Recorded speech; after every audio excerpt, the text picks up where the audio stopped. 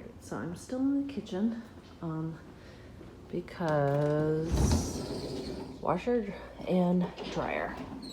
Okay, so kind of like we said, you know, people in this part of Virginia, you know, this is where they put their washer and dryer. So it does look like they did choose to do this so that they could open the door and not have to put their laundry basket like out in the actual kitchen to be able to get their stuff out. So more like a laundry space as opposed to a laundry room. It does look like there is a overhead light. So that is it. Okay.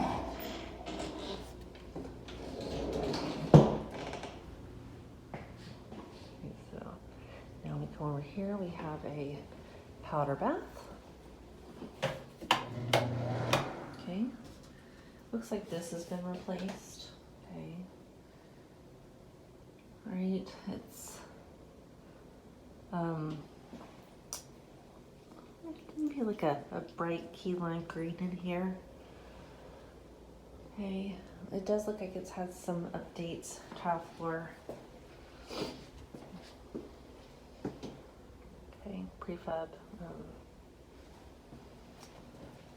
counter. Oh, and then garage. Okay, oh, that's not the light. Okay, so not a very bright light in here, but we've got a 2-car garage, tons of space in here.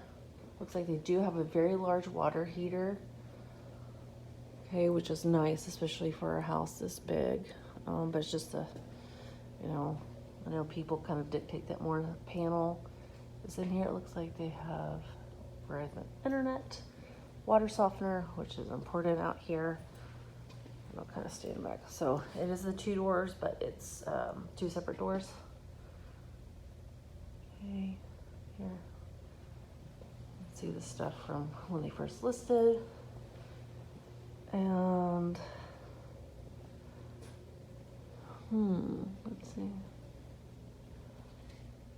Okay, maybe that's a gas line. Alrighty.